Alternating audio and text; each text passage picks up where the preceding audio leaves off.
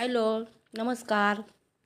आज आपण बनवणार आहोत बेसन पिठाच्या लाटी बनवून, त्याच्या पुऱ्या बनवून, त्याचे लाडू. ते लाडू खायला खूप छान लागतात. कोणाकोणाला आवडतात सांगा बरं.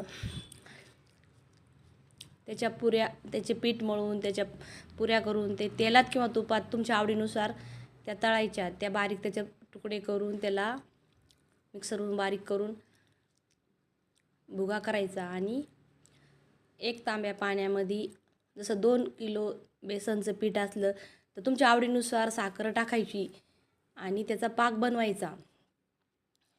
तो पाक पूर्ण गोळी बनूस्तोवर बनवून घ्यायचा.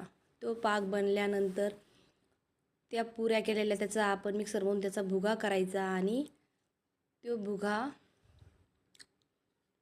त्याच्यात विलायची, सुंठ, जायफळ हे टाकायचं. हे मिक्स करायचं. पाक चांगला बनवून घ्यायचा.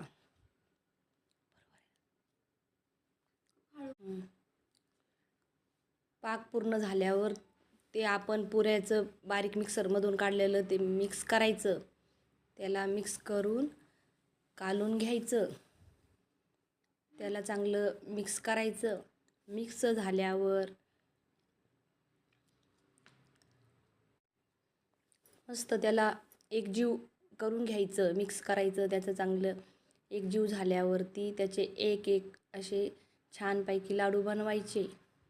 त्या लाडूमध्ये तुम्हाला आवडीनुसार ड्रायफ्रूट टाकू शकता तुम्ही, काजू, बदाम किंवा तुमच्या आवडीनुसार तुम्हाला जे आवडत असेल ते पण टाकू शकता.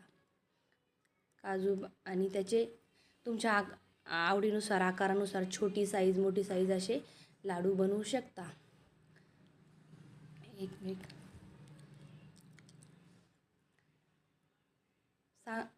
आवडले तर सांगा. लाईक करा, सबस्क्राईबर करा, कमेंट करा. थँक्यू.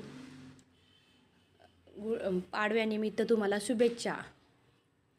बलिप्रतिपदा निमित्त शुभेच्छा.